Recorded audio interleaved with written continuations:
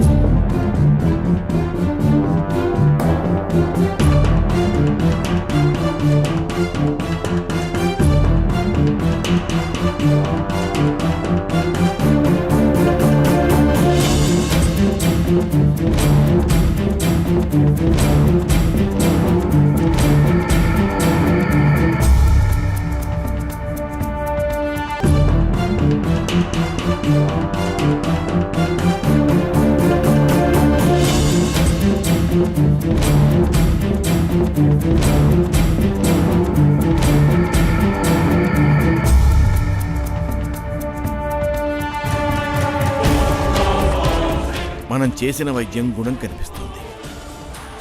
అతని దేహంలోనే విషయం దాదాపుగా హరించుకుపోయింది. అయితే ఇతను బ్రతుకుతాడంటారా గురువుగారు?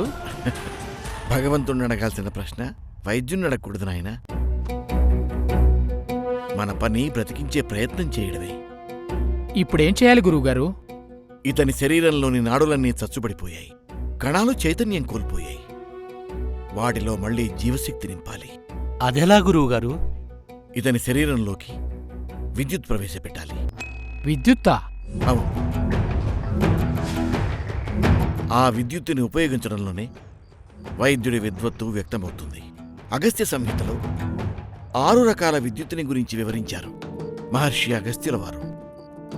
అవేమిటంటే, 1 తడిత్, పట్టు వస్త్రాల సంఘర్షణలో పుట్టే విద్యుత్తు.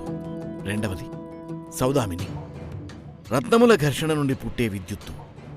3 విద్యుత్, ఇది నేరుగా మేఘాల నుండి ఉద్భవిస్తుంది.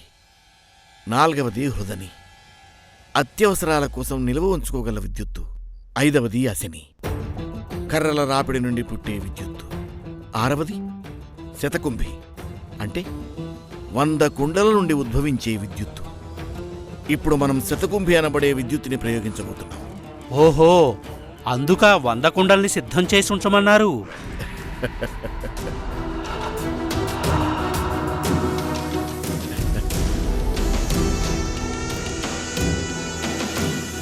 ఇక్కడున్న ప్రతి కుండలో ఒక రాగి పలక పెట్టాలి.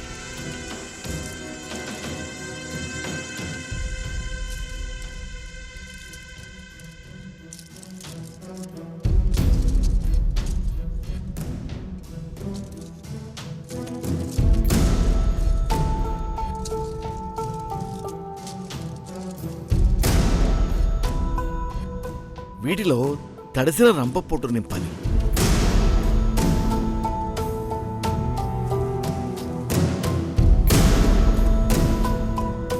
ఇక ప్రతి కుండలో రాగి తీగలు నిలబెట్టాలి.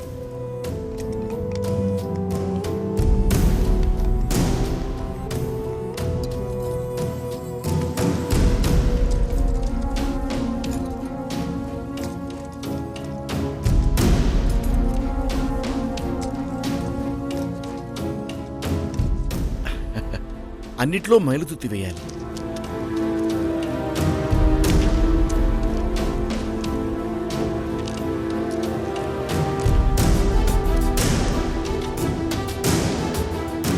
వీటిపైన పాదరసం వేయాలి.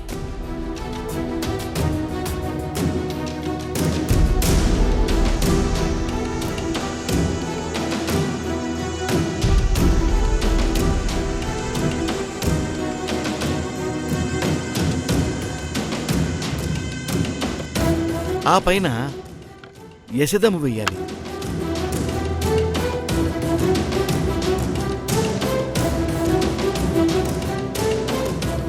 వింటున్నారుగా?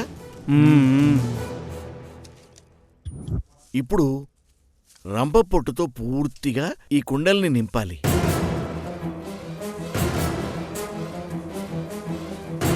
ఇప్పుడు వీటన్నింటినీ రాగితీగతో కలపాలి.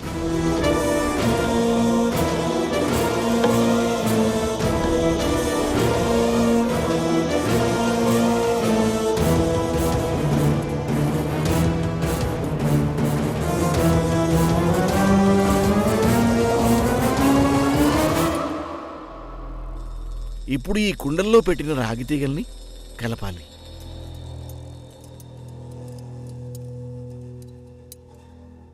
ఇలా ఈ తీగల్ని కలపడం వల్ల ఇందులోంచి విద్యుత్తు ఆవిర్భవిస్తుంది. చూడండి.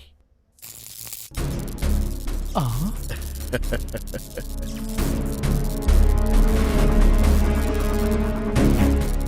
ఈ విద్యుత్తు కుండలో పుట్టింది కనుక దీని పేరు ఘట విద్యుత్ అని కూడా అంటారు. ఈ విద్యుత్ మిత్రావరణ శక్తిగా మారుతుంది. ఈ మిత్రావరణ శక్తిని అతని శరీరంలోకి ప్రవేశపెట్టాలి. అప్పుడు అతని శరీరంలో చచ్చుబడిపోయిన నాడులు నవచైతన్యం పొందుతాయి. చైతన్యం కోల్పోయిన కణాలు ప్రాణశక్తిని పొందుతాయి. ఇప్పుడు ఈ విద్యుత్తుని అతని శరీరంలో ప్రవేశపెట్టడమేనా గురువుగారు? అవును, అందుకే అతని శరీరాన్ని పూర్తిగా బంకమట్టితో కప్పేశాను. ఆయుర్వేదంలో మట్టి చాలా ప్రధానమైంది. వైద్య శాస్త్రంలో ఒక అద్భుతం చూడబోతున్నాం. అదృష్టవంతులం.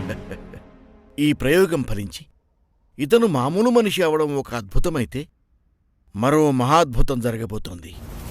మహాద్భుతమా? ఏమిటది గురువుగారు? ఇంతవరకు వైద్యశాస్త్రం కనీ విని ఎరగని ఒక మహాద్భుతం జరగబోతోంది. అదేమిటో చెప్పండి గురువుగారు.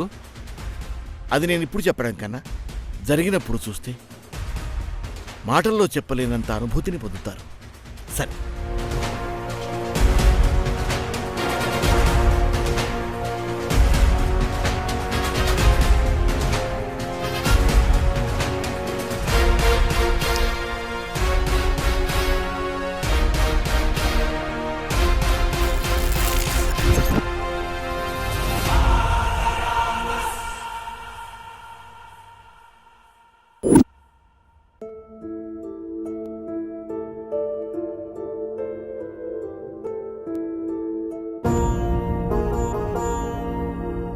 ఆ శ్రీరాముడు పితృవాక్య పరిపాలకుడైతే ఈ మహేంద్రుడు మాతృవాక్య పరిపాలకుడు. వింధ్యావతి చాలా అదృష్టవంతురాలు.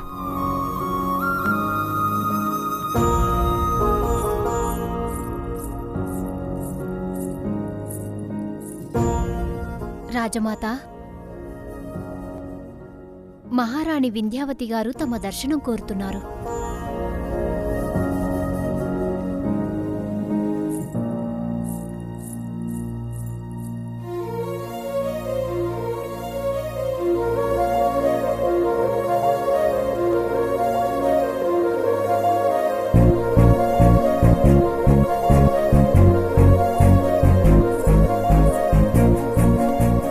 అమ్మా వింధ్యావతి, లోపలికి రావడానికి నీకు అనుమతి కావాలా?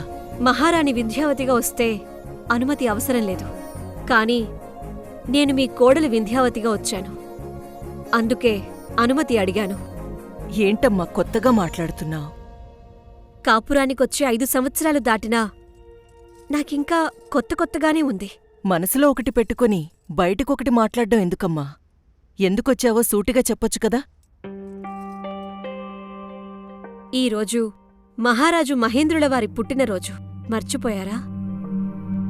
5 సంవత్సరాల క్రితం కాపురానికొచ్చిన నీకే గుర్తున్నప్పుడు 9 నెలలు మోసి కన్న బిడ్డడి పుట్టినరోజు నేనెలా మర్చిపోతానమ్మా? మంగళ తోరణాలు లేవు, మంగళ వాయిద్యాలు మ్రోగటం లేదు. కలకల్లాడుతూ ఉండాల్సిన కోట వెళవెళపోతోంది. సంబురాలతో సంతోషంగా ఉండే నగరం నిశ్శబ్దంగా ఉంది. మహేంద్రుడిక్కడ లేడు కదమ్మా. ఇక్కడ లేరా? అసలు ఎక్కడా లేరా? శివశివ,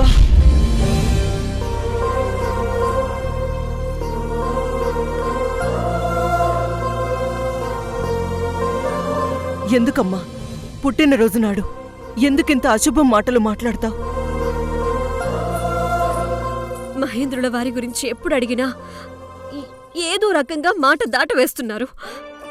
అందువల్ల అలా అనాల్సొచ్చింది. బాధ కోపంగా, కోపం ఉక్రోషంగా, ఉక్రోషం దుఃఖంగా మారుతోంది. అత్తగారు, మీ కాళ్ళు పట్టుకుంటారు, దయచేసి పుట్టినరోజు నాడైనా నా మహేంద్రుని చూపించండి అత్తయ్య.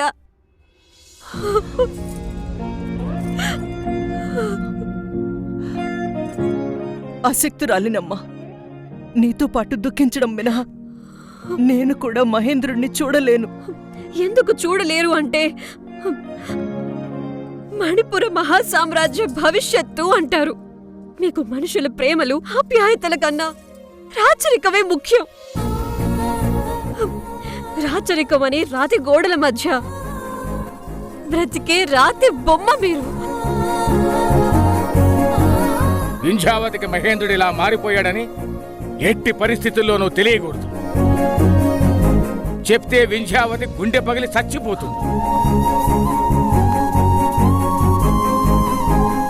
అవునమ్మా, మనసులో ఉన్నది బయటికి చెప్పుకోలేక, లోపల దాచుకోలేక నేను రాతి బొమ్మనే అయ్యాను. ఈ రాతి బొమ్మ నీ కన్నీళ్ళకి కరగదమ్మా. అత్తగారు, అలా అనకండి. మీకు తెలుసు కదా, మహేంద్రుల వారు తన పుట్టినరోజున పంచభక్ష పరమాన్నాలు ఎదురుగా ఉన్నా మీరు స్వయంగా సన్న బియ్యం బెల్లంతో వండిన పాయసం తినాలి అనేవారు. జన్మమన్నది ఒంటరి కడ వరకు ఎదలు బలమే నడిపే తోడుగా జగమే గెలిచే పదమై సాగగా.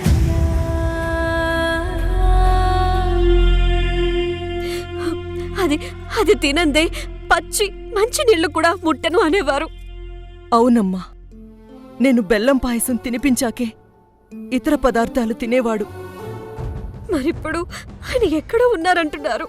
మీరు పాయసం పంపకపోతే పాపం ఆయన పుట్టినరోజు నాడు పస్తులుండాల్సిందేనా? పస్తుండడం వేరు, ఉపవాసం ఉండడం వేరు. ప్రస్తుతం ఉన్న పరిస్థితుల్లో మహేంద్రుడు ఉపవాసం ఉన్నాడని మనం సరిపెట్టుకోవాలి.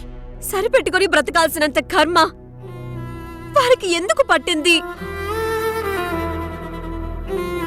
కొన్ని పొందాలంటే కొన్ని వదులుకోవాలి. ఏం పొందాలి, ఏం వదులుకోవాలి అర్థం కావట్లేదు అత్తయ్య. అవేమిటో మహేంద్రుడికి తెలుసమ్మా. అది తను స్వయంగా తీసుకున్న నిర్ణయం. ఎవరి ప్రమేయం కాని ఒత్తిడి కాని లేవు. తన సంతోషం కోసం మహేంద్రుడు తీసుకున్న నిర్ణయం అంతే. అదేమిటో చెప్తే నేను సంతోషిస్తాను కదత్తయ్య.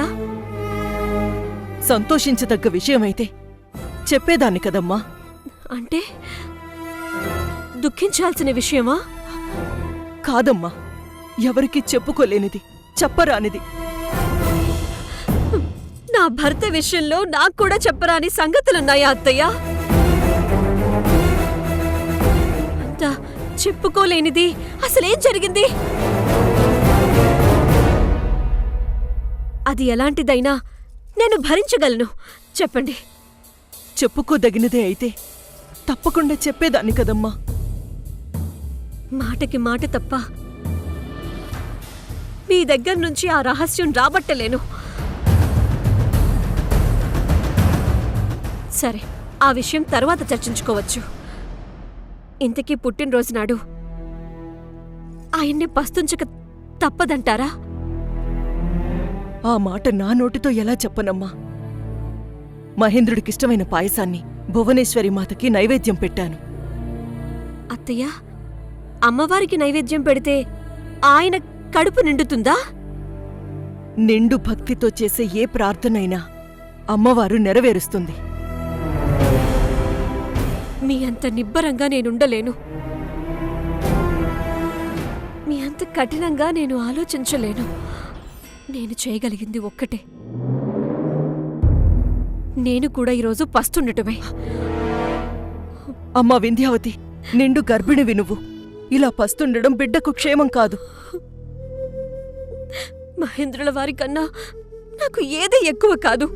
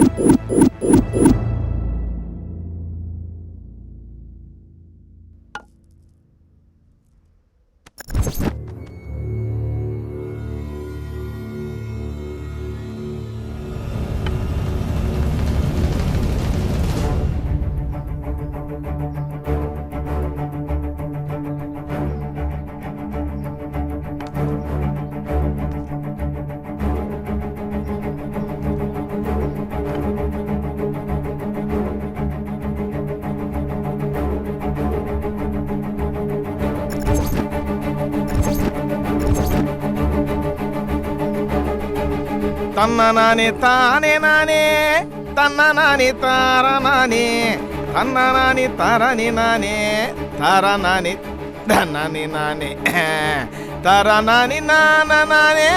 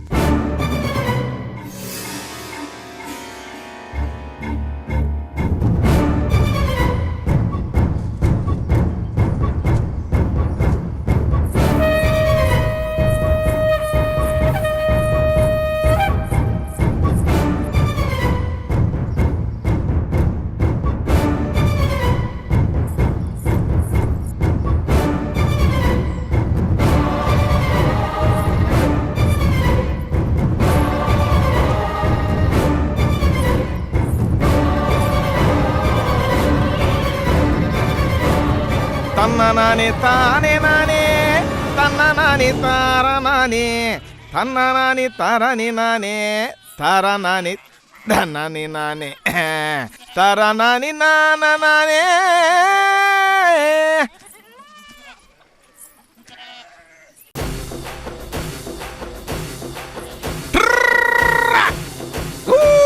ఊరు ఊరు ఊరు మాలింగమా యాడకు పోయినవురా ఇన్ని రోజుల మాలింగమా జానెడంత పొట్ట నాది బెత్తెడంత తోక నాది జానెడంత పొట్ట నాది అరే బెత్తెడంత తోక నాది మంచికైతే ముందరుందాం చెడ్డకైతే వెనకనుందాం మంచికైతే ముందరుందాం అరే చెడ్డకైతే వెనకనుందాం మంచి చెడ్డల లోకమందు మంచులాగా మసలుకుందాం మంచి చెడల లోకమందు మంచులాగా మసలుకుందాం జానెడంత పొట్ట నాది బెత్తెడంత తోక నాది జానెడంత పొట్ట నాది బెత్తెడంత తోక నాది నే బండబడ ఎడపోయినవా తెల్లారు లేచి మనిషి రాలేదేమో అని ఎదురు చూస్తానే ఉండా కొద్దిగా పనుండే నగరానికి పోయిలే పోయినా నువ్వు అడిగి పోయినావు ఈడి మనిషి ఎట్నో పడి పోయినాడు ఏ మనిషి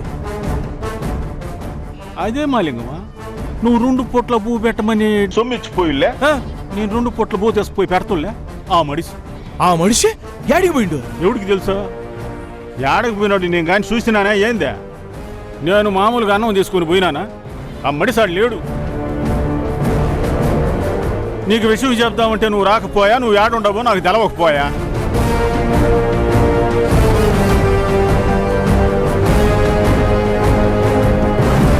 ఆ వంటైనా మిమ్మల్ని రమ్మంటున్నాడు.